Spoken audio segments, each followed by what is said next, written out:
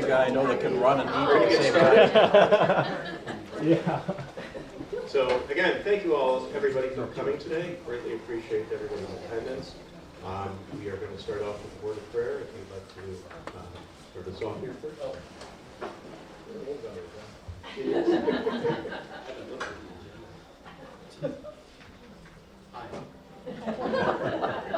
The food was great, wasn't it? There's plenty. So you didn't need to wait the cookies. Okay, let's pray. Lord, thank you for today. Thank you for this first Sunday of Advent. And as we heard this morning, this is a time for anticipation and joy. And so help us to enter in fully into this season. Thank you for the opportunity we have to gather as a church to do your business. And we pray, Lord, that this meeting would go well, that questions would be answered, and that there'd be clarity in everything we talk about. So we're grateful for today. In Jesus' name.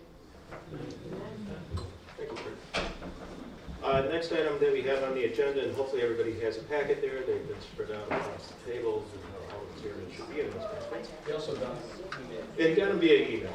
This is important. So we have approval from the minutes from the last business meeting, September 24th. I guess this would be a motion from the leadership team, so don't really need a second.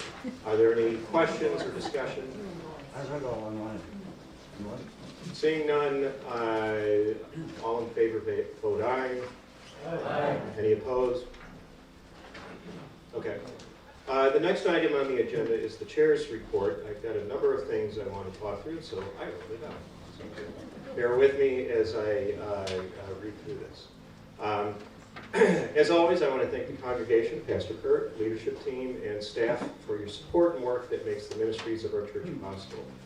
Seriously, none of what happens here, either on Sundays or any day of the week, could happen without your prayers or financial support at the time. One thing, before I get into some other announcements, I want to note up before I start discussing additional changes.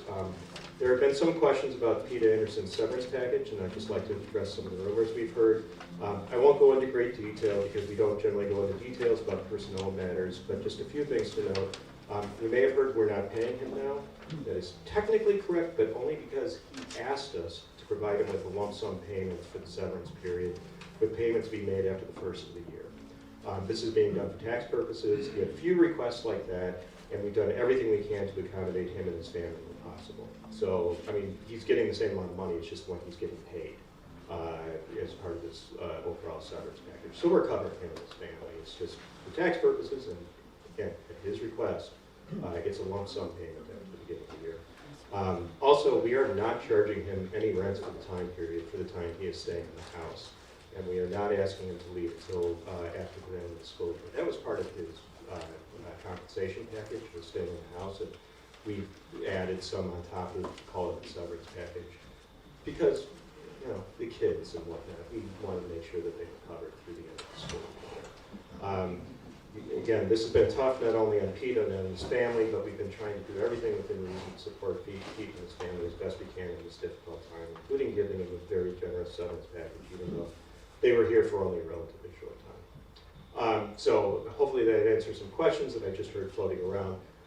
Let me just get through everything, and then if there's some questions on that, we can address those. Now on to other matters. Excuse me, it was on that subject that I raised Oh, my hand. okay. What, do you have an update on as to what he is doing now? And is he working still with conference regarding a job? I don't know what, with regard to conference. Yeah, I guess currently he is working with conference.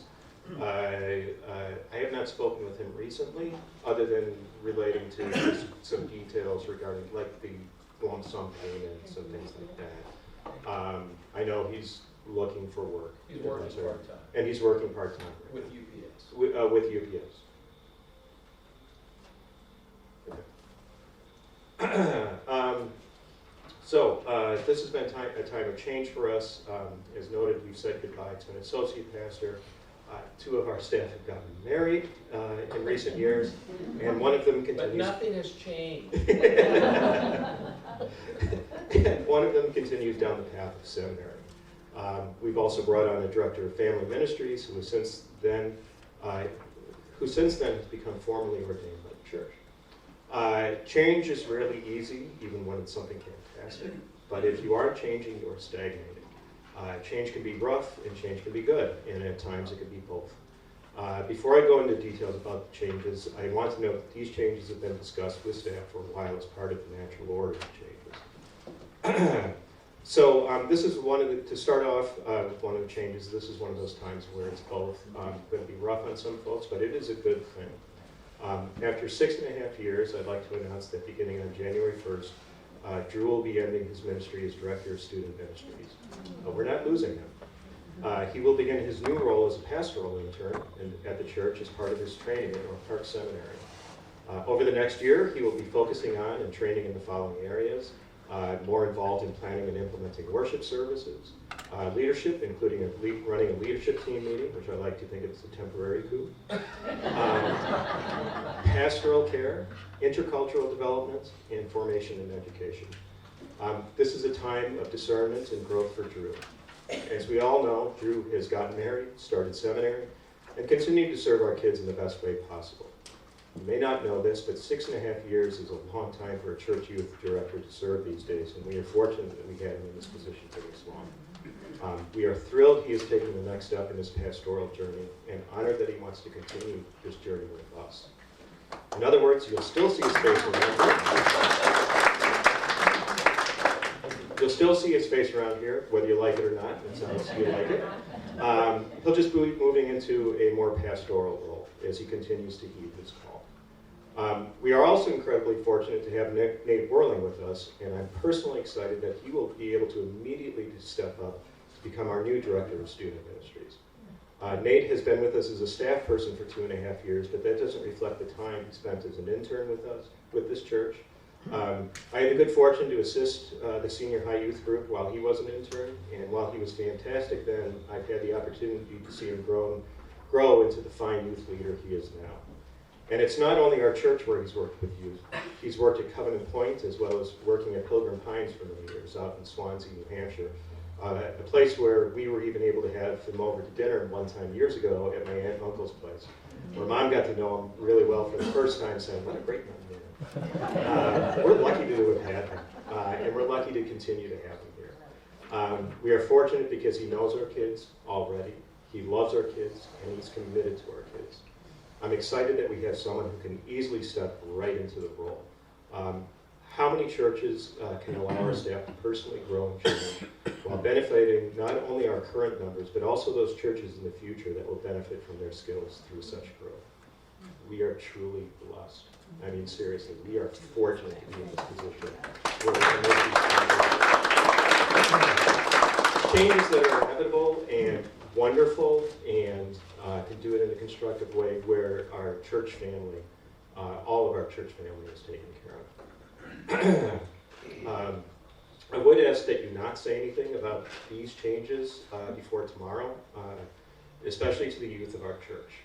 Drew and Nate will be letting the kids know this evening and via phone calls. There's no perfect way to share this news, and it's going to hit them hard regardless of how it's done. I mean, it's just inevitable when you have change like this, especially for people that kids that age, but it needs to be done. We just like to do it in the best way possible. So again, nothing to Facebook or emails or whatever the case may be. If we can hold off until tomorrow so Drew and Nate have a chance to do it. Finally, Sarah. Being a pastor is not just a vocation, it's a calling. And regardless of whether you have a job title or even a position in the church, when you are called to serve as a pastor, you are called to serve our Lord and His people. And that describes Sarah to a T, which is even more apparent now that she's ordained. As pastor of family ministries, and we'll be getting into the formal steps on that next, she'll continue to do that, which frankly she's already been doing as director of family ministries. But we'll be more clearly recognizing and formalizing pastoral work she's already doing. That includes, but is not limited to, tell I'm a lawyer, praying for the church, its ministries, and those in our community, building relationships with families and individuals who are part of the church and those who are not, Very importantly, meeting with congregants, being involved in their lives and offering them care and support, teaching, disciplining, and encouraging congregants toward a deeper faith in Christ.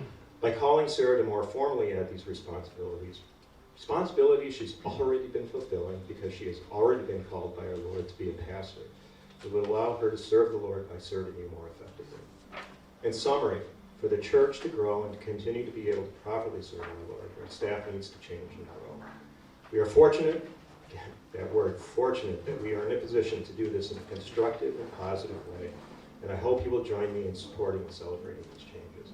You know, I shouldn't even say fortunate, I should say blessed. We really are blessed that we are able to do this so constructively, blessed by the people we have here, blessed by the changes that are occurring. So with that, are there any questions? I will note that each of the staff are going to be getting up here momentarily, and they can add anything that they would like to add to what I've laid out here. But are there any immediate questions? And if there are questions, I mean, at the very end, we'll open it up to questions too. So. Okay, with that, we're going to turn it over for staff for their report. So, Kurt.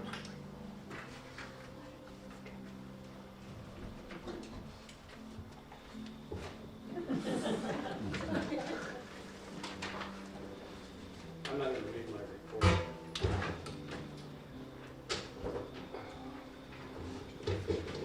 I want to begin by just saying I'm really grateful for all of you.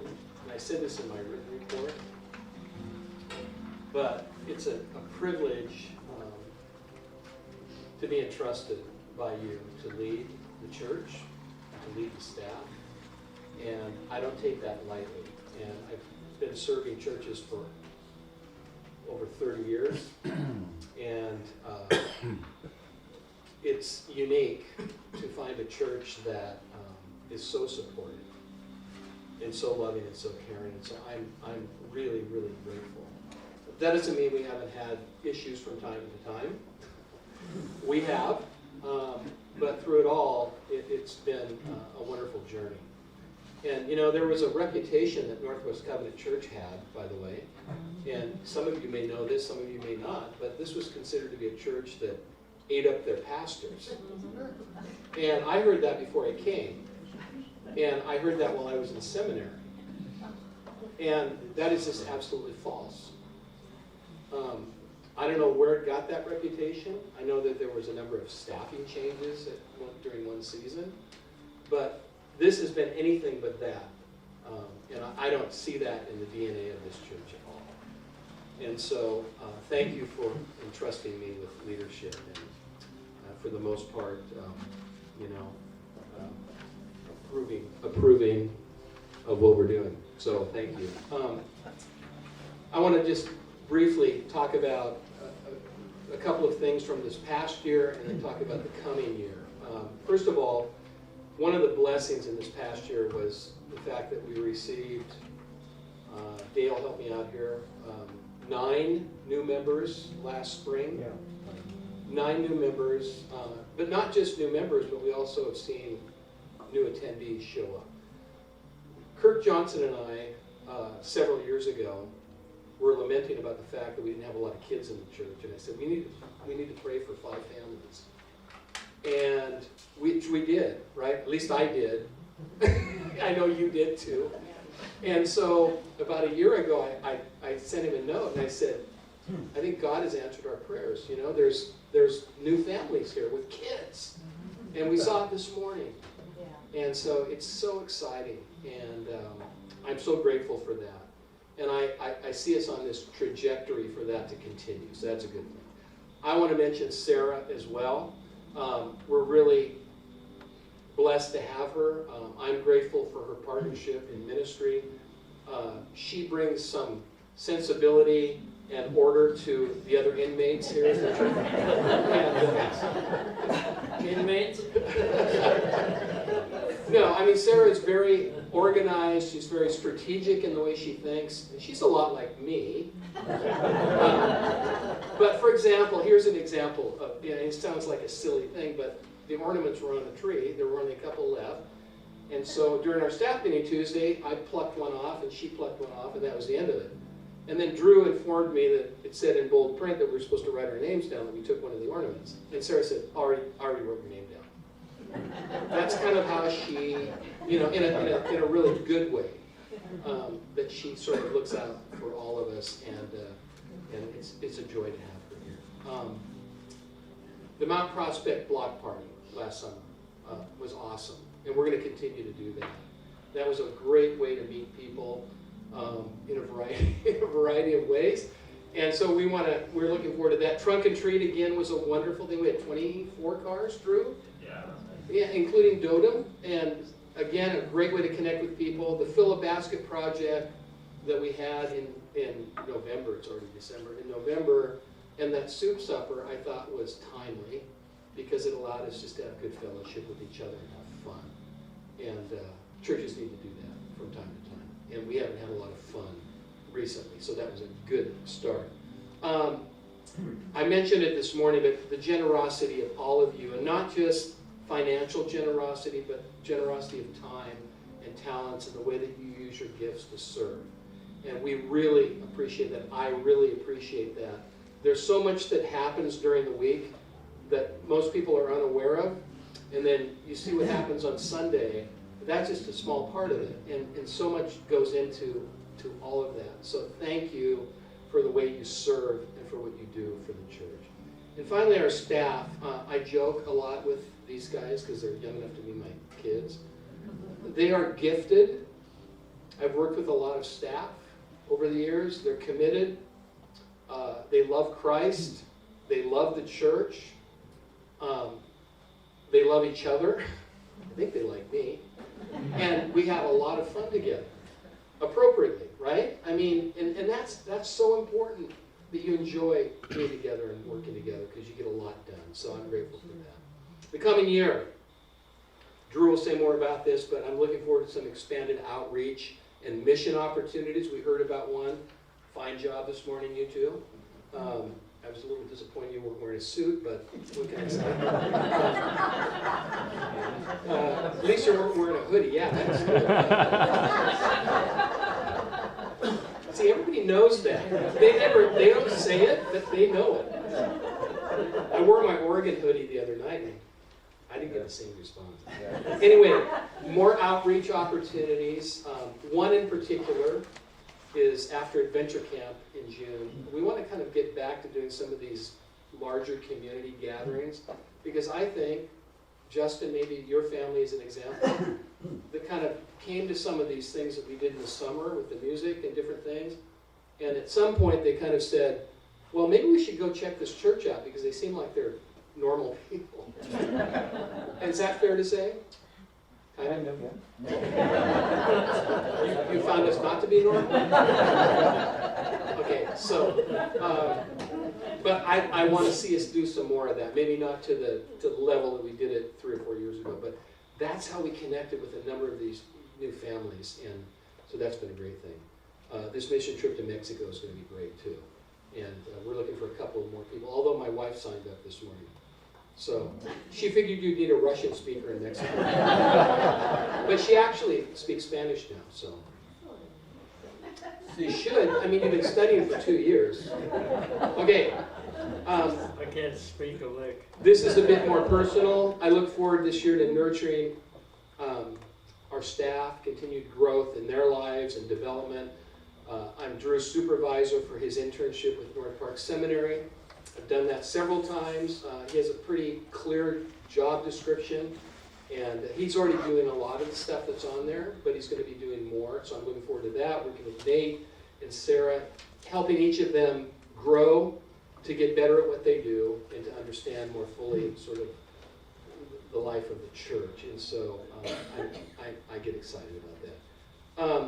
Also this year, we're going to be determining us, as in the leadership team, and ultimately the congregation, determining future staffing arrangements based on individual abilities and congregational needs. Some of you have asked, are we going to form a search committee and jump into this? And I don't know if that's because you want me to leave now, or if you're just concerned about that. So we are, we're talking about that. So I just want you to know that as we move forward during this year, we're going to be looking very closely at staffing. And we have to be realistic too about what a church our size can afford to do in terms of staffing. Revisiting our mission statement. The mission statement has been in place since I got here. It's a wonderful mission statement, but it was basically taken off of the Covenant website. And so that doesn't mean Covenant has a good mission statement, but I think we need one that's actually, our mission statement. So we'll be talking about mission and vision and core values and some of those things this year, launching a renewed direction and for our church. That doesn't mean something crazy. That just means, being realistic about who we are and what we want to do.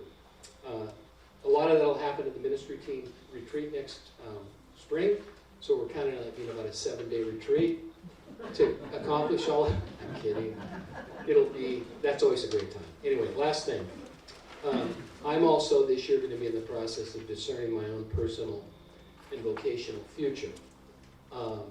As you remember, the plan was that I was going to retire or ride off into the sunset next August. I'm committed to being here through the end of 2024.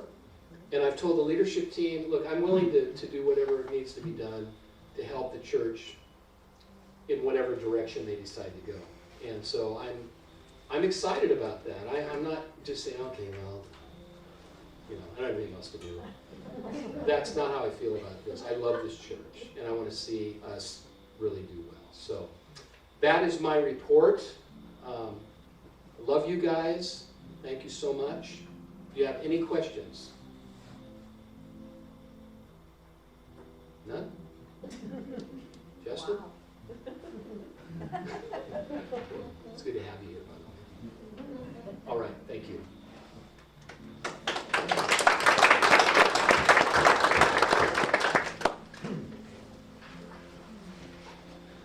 Get your notes out of here. I don't need your notes.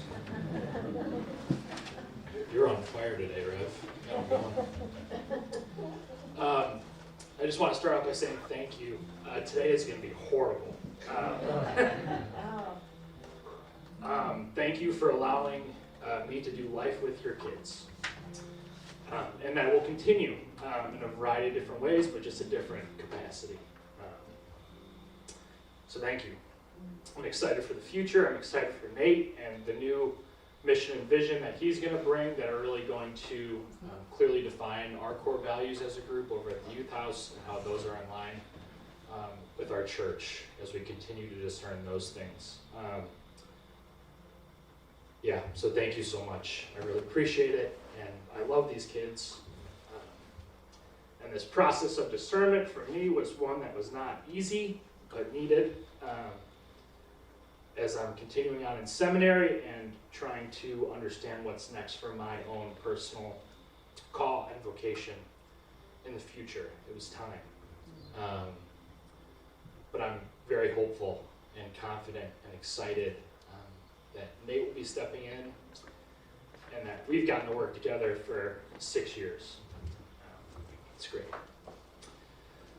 But looking forward, I'm excited to contribute to our outreach and mission teams, to be more actively involved in worship planning and continual conversations around the mission of this church and our core values, to make sure that it is a welcome place for all and that everyone feels welcome and loved when they walk through our doors. Our outreach team, I think over the past several months, has done a fantastic job in the midst of transition as well, might I add. And now as we're kind of going through another one right now, I'm very confident that our outreach and our mission teams and all the teams of our church are going to work together to make sure that we have one common mission and vision in mind. So I want to applaud the outreach team first. A lot of good work with our trunk and treat and our fill a basket events and our giving tree. Things were moving fast in the fall, as they often do in a ministry calendar, but they did a fantastic job. So I just want to say thank you to the outreach team. Looking back, in May we had our defrost event with our brand new obstacle course, s'mores, and good food. It was an opportunity to connect with the community. Soon after that, we moved into Adventure Camp, which reached around 70 kids in our community and their families. That is such a huge outreach opportunity in itself. The fact that we were able to do that during the day is a huge help to families in our area who need childcare or just need somewhere for their kid to go to feel safe. So it was a blessing to have outreach go on in that way with our high school students helping out. We had the tent at the Mount Prospect block party. Some people were at the tent, some people were doing other things. We look forward to heading back in 2024. It's a great opportunity to reach out to our neighborhood. Talked about Trunk and Treat, which was a huge success. We had 24 cars, candy, and in one case, nacho cheese. It's always a great time, and a bunch of kids showed up, and it's great to partner with Dotem too. The Fill a Basket event was a great opportunity to partner with some of our senior high students who came and were packing boxes with families in the church. And Northwest Compass did say that they did love the decorations on the side of the boxes as well, especially Kurt's artwork, might I add. We're continuing to build partnerships with our elementary schools. Fairview right down the street in regards to our KIC programs and adventure camps and things like that, and now Westbrook School with this giving tree. Over the next year, we're really going to identify which schools we can partner with in hopes of also reaching out to Prospect High School and developing a further connection with them. We're looking at outreach events throughout the whole year that are going to really involve collaboration. So this is a challenge for you, and I'm going to challenge our outreach team to do the same. How can we collaborate with other teams, the church? How can we collaborate with youth? Who are our outreach events for?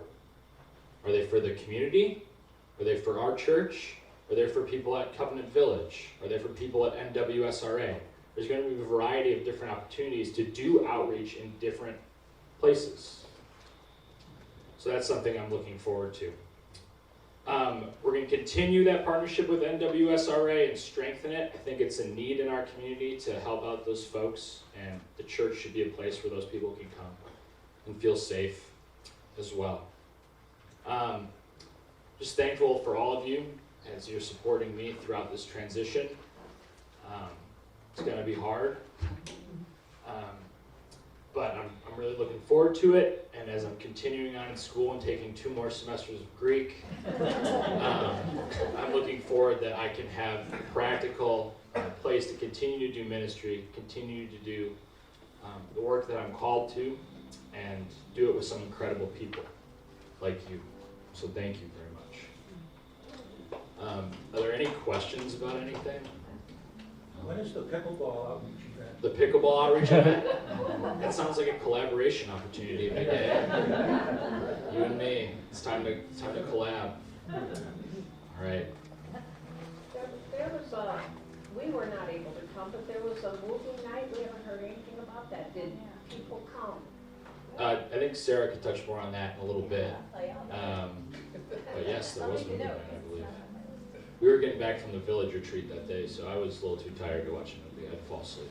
But come on up.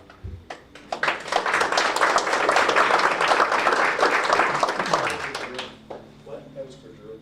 Yeah. Oh, thank you. Unnecessary. For my report, I'll start with the tech stuff and then move into the student ministry stuff. The tech stuff I will be stepping away from to a degree because it doesn't really line up with some of our confirmation schedules and retreats and stuff for me to be so involved with services every Sunday morning. So we're going to look to doing more of a volunteer-led operation up there, but I'll still be developing our services with slides and camera shots and whatever throughout the week. So our volunteers won't need to worry about those things. And then I think, the setup is to where a volunteer can just come in, turn it on, and not have to do too much. So I'll be stepping down from that role, but still involved with it. And obviously, if there's questions, Tom as our new leader, just kidding.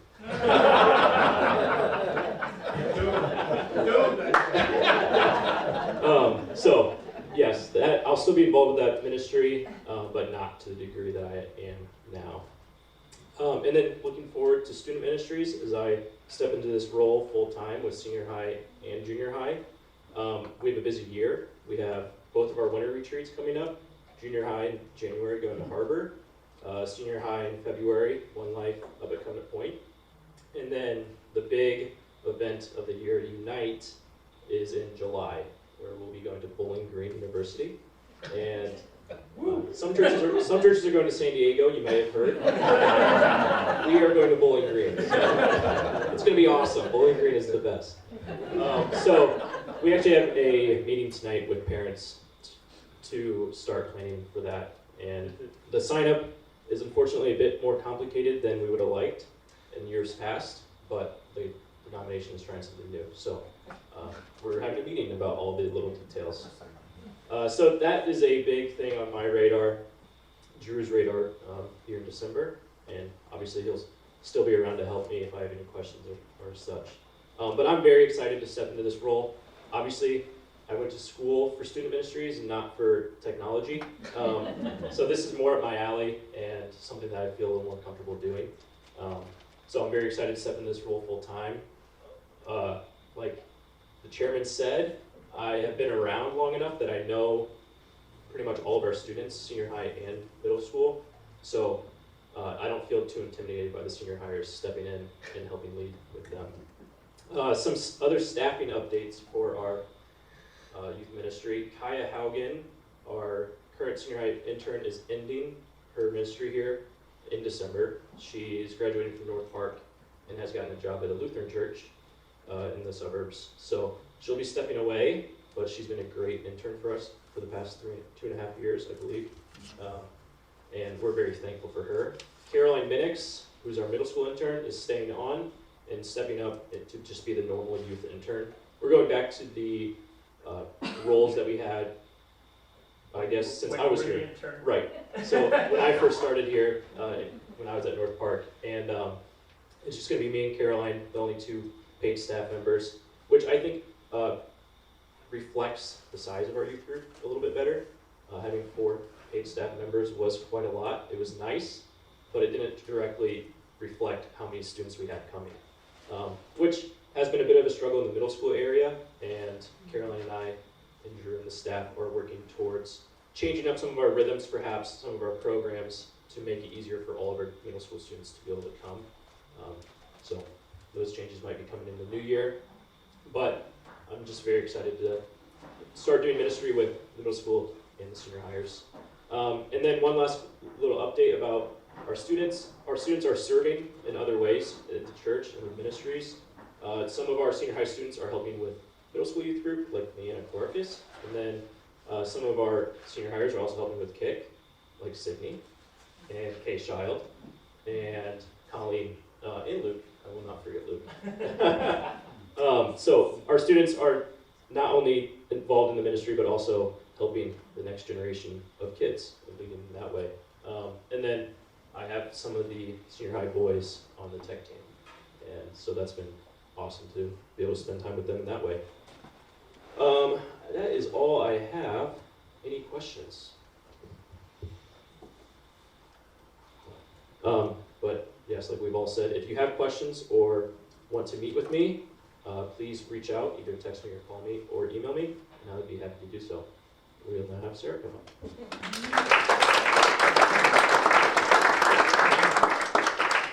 There were so many moving parts today, so I have all my notes and all of my stuff. First, I want to say how excited I am for Nate to be stepping into this role. I get to, our Wednesday nights, which I'm going to give you a little glimpse into in a moment, are full of craziness and chaos and beauty. But I get to see Nate interacting with the middle school kids, and I've seen this in Drew too, you know, when I came to KIC last year, just the way that you both see our kids and welcome our kids and love our kids is something I've never been a part of before, and I'm so excited to have Nate step into this role where he can really walk into what he's created to do. So I'm so happy for you. So now, a little bit of what I've been doing. So it's been only 9 months, but in a really good, not even, wow, but in a really good way. It feels like it's been a much longer time. I've said before, but just how much I felt welcomed here and loved and empowered. So I appreciate that so deeply. I've recently started working with the diaconism, and so I want to just highlight one of the sweet things that our kids have been doing, and these are yours, Rich. For the poinsettia deliveries, the Diakonia goes and delivers poinsettias to some of our older congregants or those that aren't able to get out, and we have had our children decorating Christmas cards with their little faces in it. And these have gone to our congregants along with the poinsettias, just as another way to brighten up their days and their seasons. So we're looking for many more opportunities to do things like this.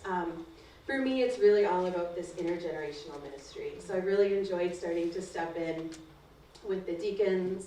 I still continue to do my chaplaincy once a month at the Villages at Covenant Living. I know the Villages is a very old school term, so I'm sorry for that.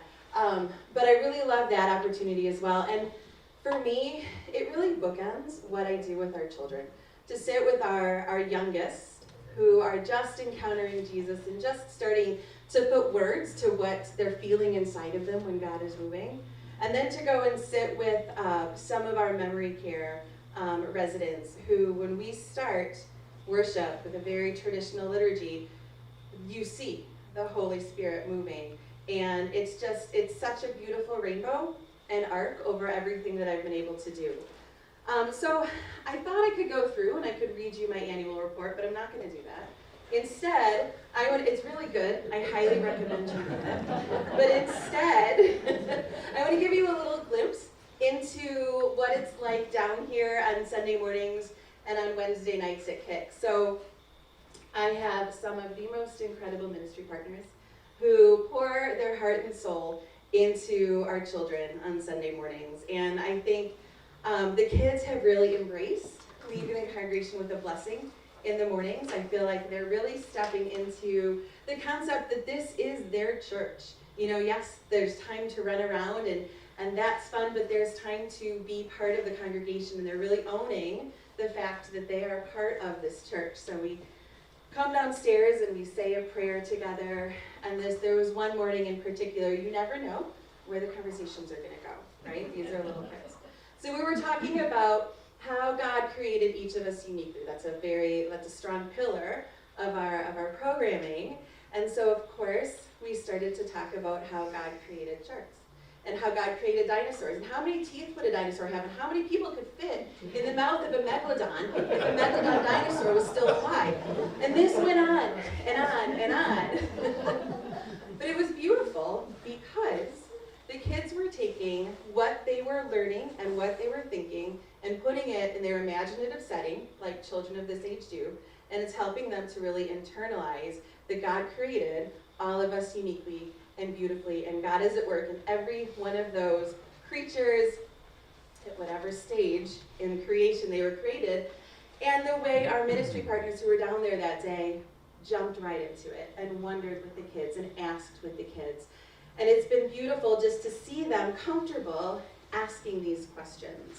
And then coming up this morning and lighting, putting the lanterns up, and there's some big surprises with Lucia coming next week. They've been doing an amazing job. So it's been really beautiful to watch the kids just feel more comfortable and to watch everybody here embrace them so dearly. So I'm going to give you a glimpse into our Wednesday nights, which is a whole nother level of activity and a whole nother level of beauty. Most of our kids that come on Wednesday nights, they're 2nd through 5th graders. There's normally around 20, I would say we average like 20, 22 kids. They're neighborhood kids. Most of them walk, and now they're bringing friends. So there's a handful of our Northwest Cub kids, but they're our neighborhood kids, and so this is an opportunity where their parents are trusting us to hold their children for 2 hours where we can start to introduce them to God and just watch God kind of reveal himself in ways that maybe the kids wouldn't otherwise have exposure to. And I'm looking at a couple of our Big A and Kirk, and we've sat in these rooms and we're like, oh my word, the wheels fell off. This is not going well.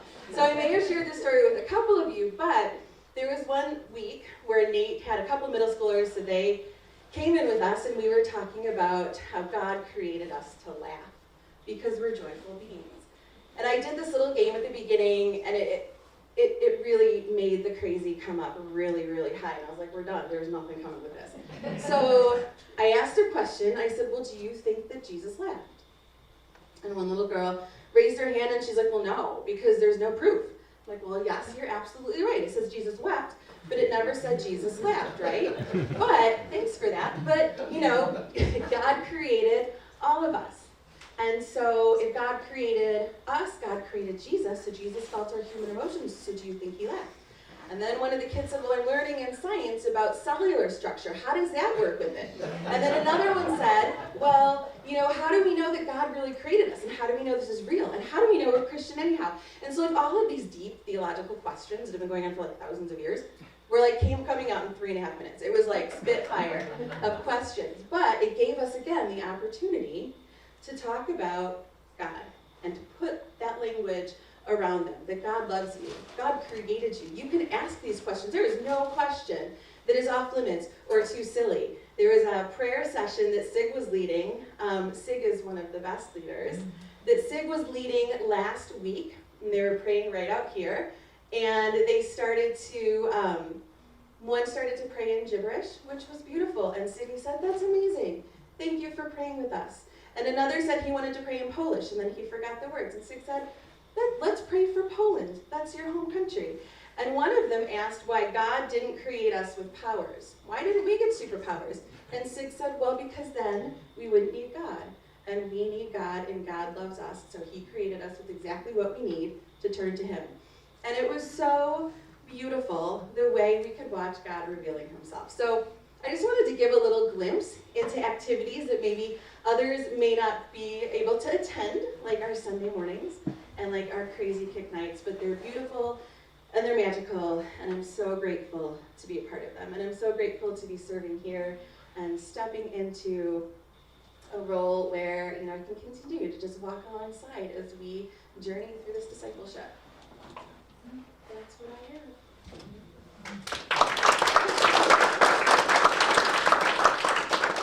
Any questions? Oh, I didn't talk about movie night. Movie night, it was fantastic. We watched the Lego movie. We had pizza. There was 3 families here. We had Legos out with some idea cards, you know, build something with only yellow or build something. And it was a really great time of fellowship, just hanging out, having probably too many sweets and maybe put up too much chocolate for like an 8 o'clock bedtime. But it was great and wonderful and a lot of fun. And that was actually my whole plan that night, was just to give them pizza and candy and fun. So it was good.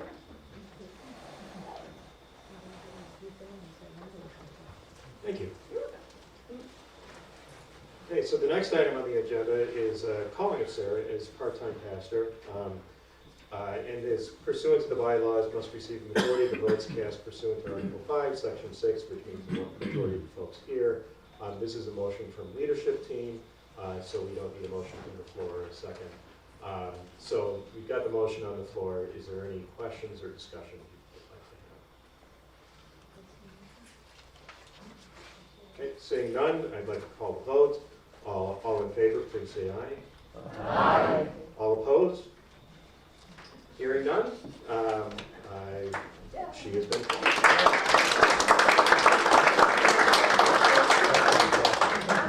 Next, I'm going to ask Sylvia to step up and provide the financial secretary, well, various financial reports, and then present the general budget.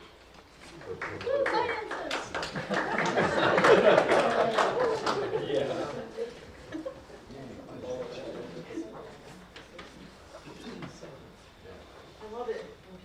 I love it when people say finances, yeah.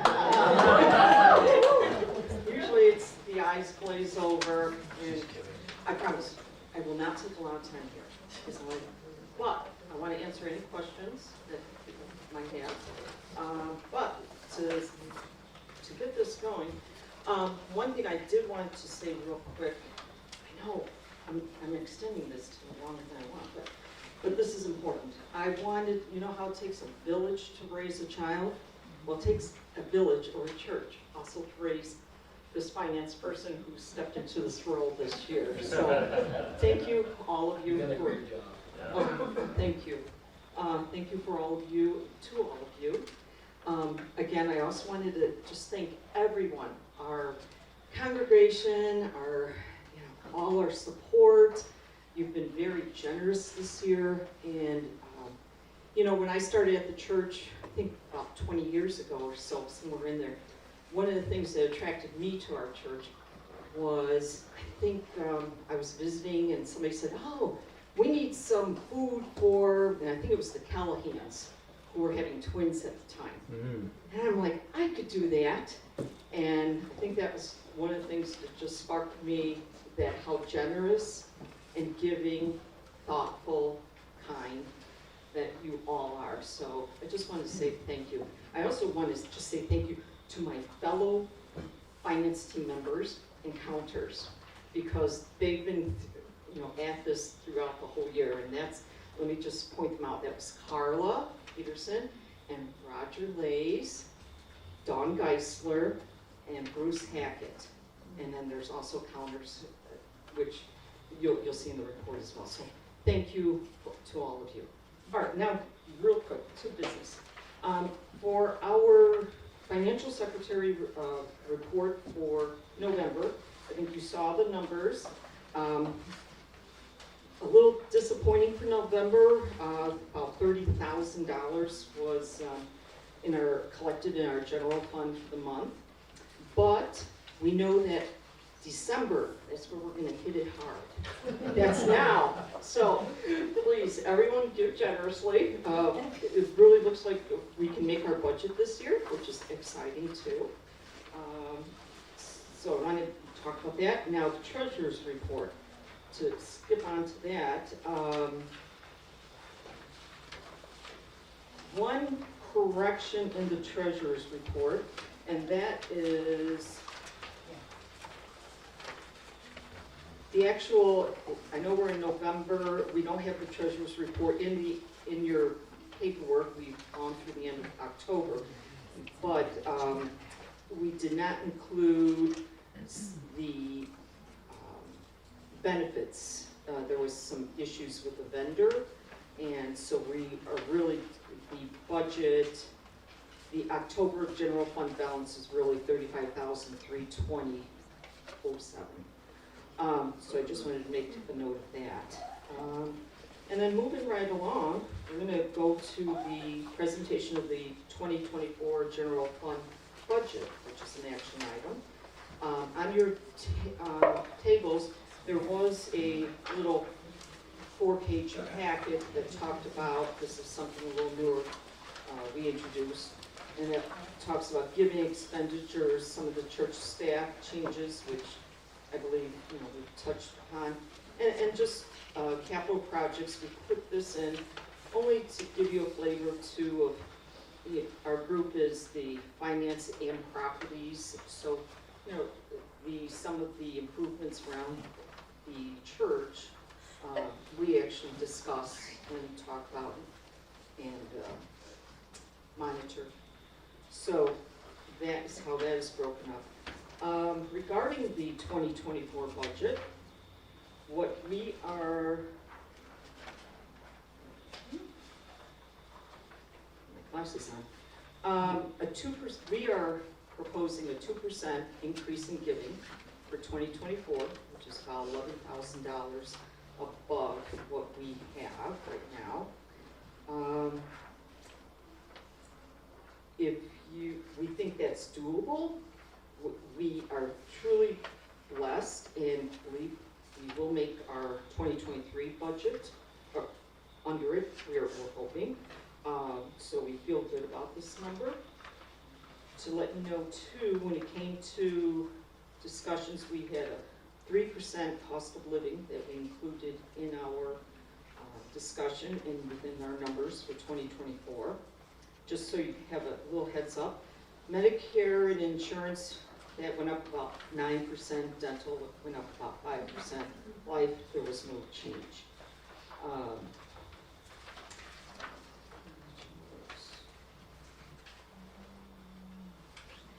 With the budget, we have accommodated all budget proposal submissions, which is an awesome thing to be able to do. Two categories where we lowered just slightly was the guest musicians under the worship team and conferences. That we just lowered by a little bit.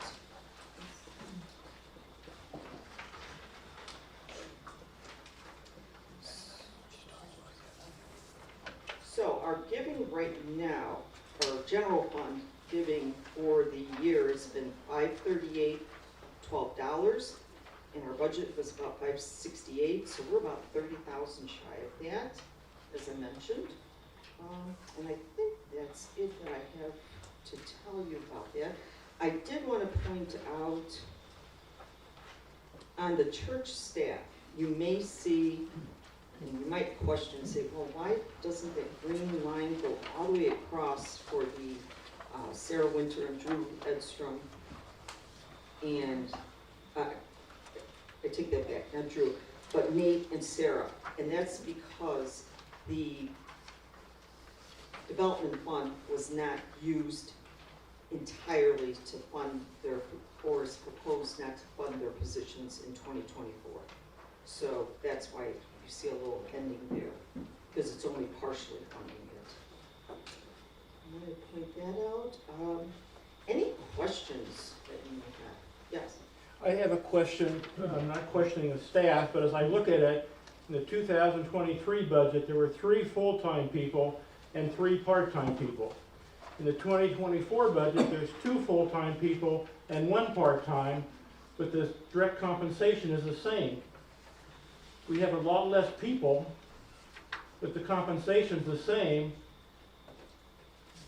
That doesn't seem to make sense to me. And I guess I'm really questioning, why is the development fund paying so much when we've gone from 3 full-time to 2 full-time, 3 part-time to 1 part-time? And the dollars are staying the same.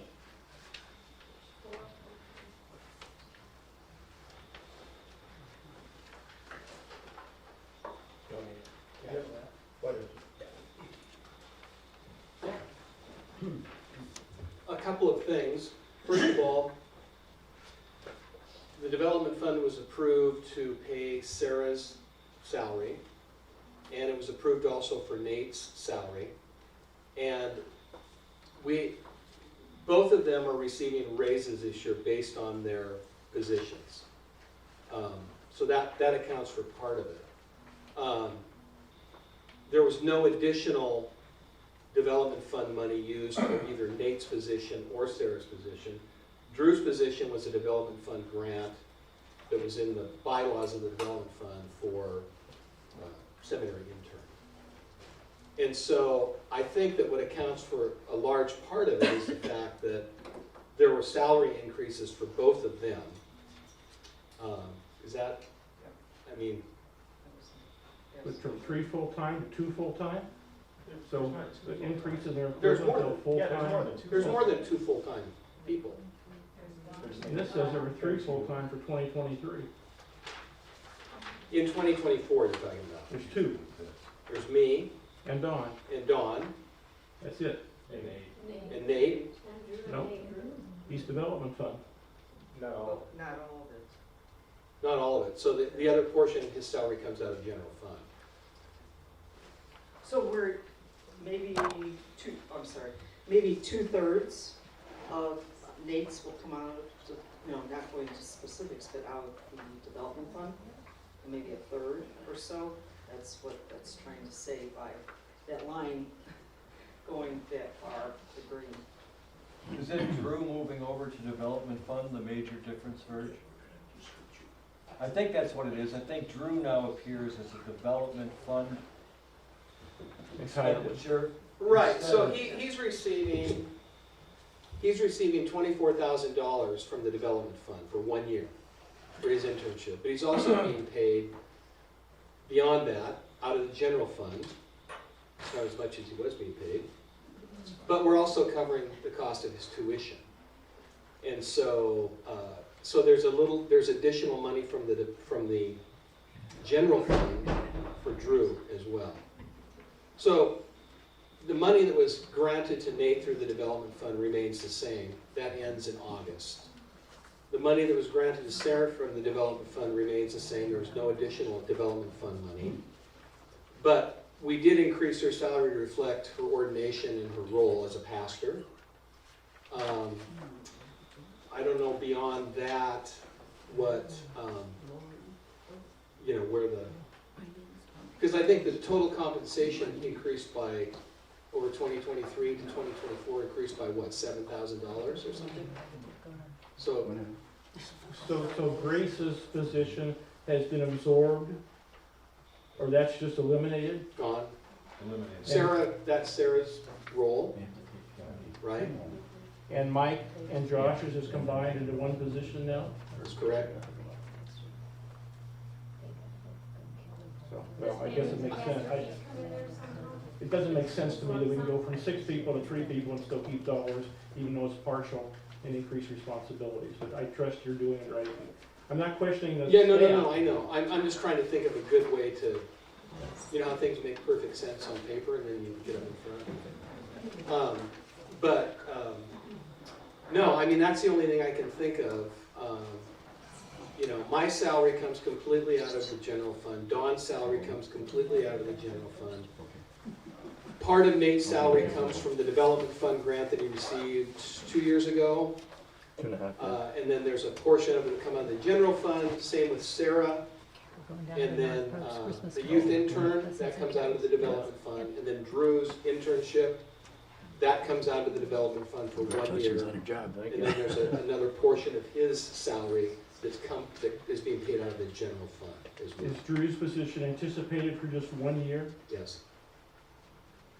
Partly too, we're looking at the compensation line, so the 9% healthcare benefit increase is in that number, and all of the tax withholding based on higher Right. salaries. The So it's not all FICA, salaries. right, it's not just all salaries, it's all the other benefits that are also included, healthcare, whatnot.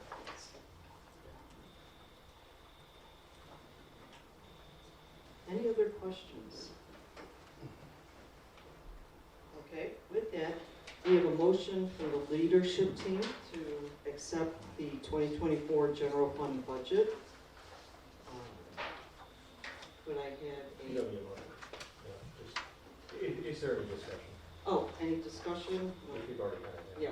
But if So, there's any further, that's fine. no other discussion, I need, I guess, anything? Vote. Vote, need a vote for the 2024 All in budget. favor? All in favor? Aye. Aye. Opposed? Opposed? Thank you.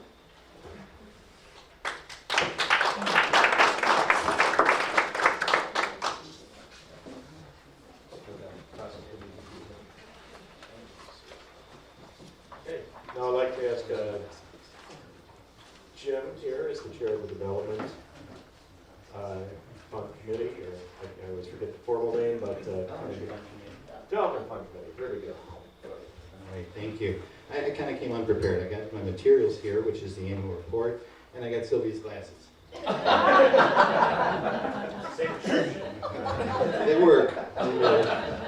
They look good on you. Thank you. There is a report in the annual report. It's kind of a lot of tables and numbers and so forth, which is kind of the way I tend to look at things, but it's not maybe the easiest way for everyone else to look at things. So I'm going to try to just highlight what's in that, in the development fund report, and then open it up for questions. So if you happen to have a report, I can show what page it's on. 26. Okay, it starts on 26. So a few things. The first table there just kind of summarizes the funds that were dispersed in 2023. Now, some of these funds are approved as part of the policy guidelines that have been established. Some of them were approved at different points in time and maybe multi-year projects. But this is what actually went out and was, checks were cut for these amounts. So we spent a little over 192,000 in 2023. And you can kind of see the specific projects in which those were spent. The Benevolence Fund, AV Technology Equipment, Middle School Youth and Tech Director, Director of Family Ministries, Local Benevolent Fund for Individuals, Evans Paul Haiti Mission, the Youth Internship for Junior High, Associate Pastor Community Outreach, Young Life Program, and Seminary Scholarships. So that's what we spent this year. The next table kind of gives you a life-to-date summary of the development fund, going all the way back to 2018 when we started this process. And just real quickly, kind of anecdotally, when I was riding over here with my brother-in-law to church this morning. He was in town to help celebrate my in-law's anniversary, and we were actually talking about the development fund of all things. And I mentioned that, you know, it started, you know, 6 years ago, and kind of a little bit of the history leading up to it with the new church that was being planned, and that it started at 2.8 million, and his response was something to the effect of, oh my gosh, I can only imagine the infighting that must have caused, you know. And I told him, no, not at all. And I think I give a huge amount of credit to Verge and really the leadership team at the time, and the development fund committee and the leadership team, because this process hasn't been like that. I mean, I think it's just been remarkable in terms of how smoothly kind of this process has gone. Doesn't mean that there's always 100% agreement on everything, but it's been a pretty remarkable process. And when you look at that second table, you can see that through, and this is through September of 2023, we've dispersed over $1.9 million, and have additional funds that have been approved at this point, but not yet dispersed. So that's the second table. Let's see, kind of moving along. Then there is a little bit of verbiage. There's, you know, we didn't have a lot of activity in terms of approving new projects this year, but I highlighted the three things that were decided on. One was early in the year, Director of Family Ministries role. We approved Sarah's role back in, I think it was early February, funding for over 3 years, and kind of gets back to what we were just talking about in the budget. That funding continues, but with Sarah's new role, there's apparently additional funds that are budgeted in the development fund to support. No, general development fund. I'm sorry, I said what I meant, in the general fund. So that was approved early in the year. We also approved, and this, let me see, this actually went to the congregation because the cost of the windows project was above the threshold in which the development fund committee could, you know, recommend, or the leadership team could approve. So that came to our previous business meeting, and it was approved there. So, but that project was approved at the development fund. And then finally, a smaller grant. I don't think they show the amount down here, but it was a $4,000 grant for the Caribbean Graduate School of Theology. Remind me the name. Anthony Oliver. Anthony Oliver, yes. So that was approved. And then, so the last table there again is just sort of a summary over the life of the fund. So I talked about how much has been dispersed, and then there's also the amount, if you look at the bottom of page 27, that's approved but not yet dispersed. So I want us to sort of be aware and cognizant of that uncommitted balance. So whereas this fund started with 2.4 million in the beginning of 2019, we really have an uncommitted balance of about 356,000. So some of that, those numbers are a little bit fluid because things change over time, and some things might not be spent at the full level that they were funded, but it gives you a good sense of kind of where we are with the development fund in general and what's remaining. So that is the report, and I would just open it up for any questions.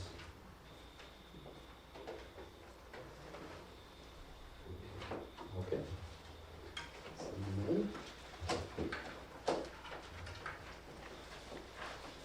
Jim, have you approved anything for 2024 besides the windows and that? No, those three that I list there, those are what's been approved. So the Director of Family Ministries role is a 3-year project, so that started in 23, but it goes to 24 and 25.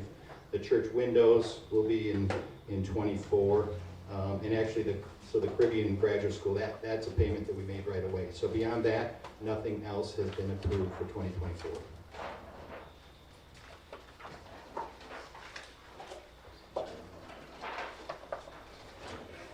think some of the slowdown is reflective of the 3-year limitation that put in place.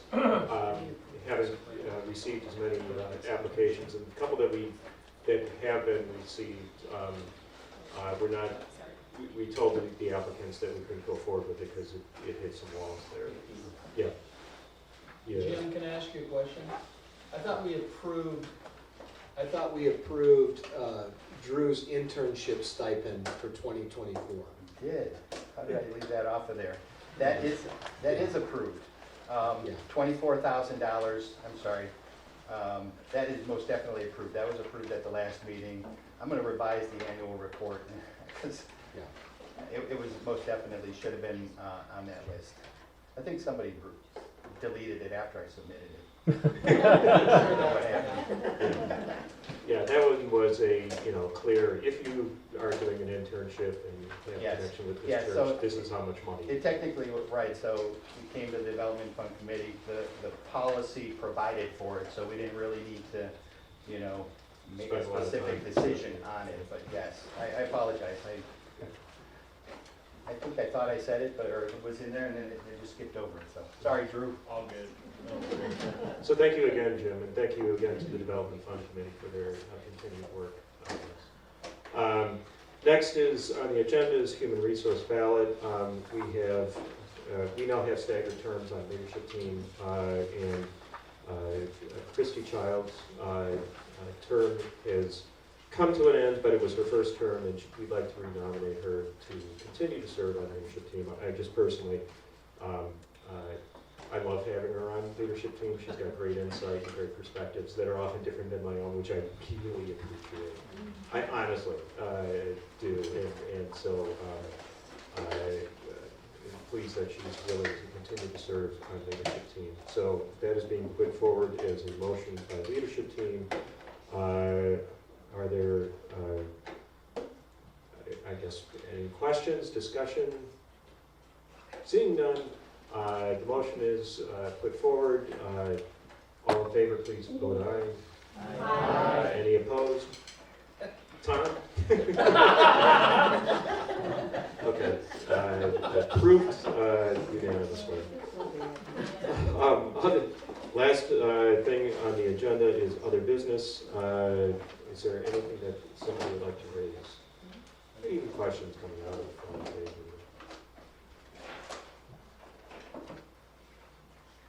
Okay, well, with that, I'd like to ask for a motion to adjourn. So moved. A second? Second. Without objection? Hearing no objection, we are adjourned. So thank you all very much. Please take. Appreciate your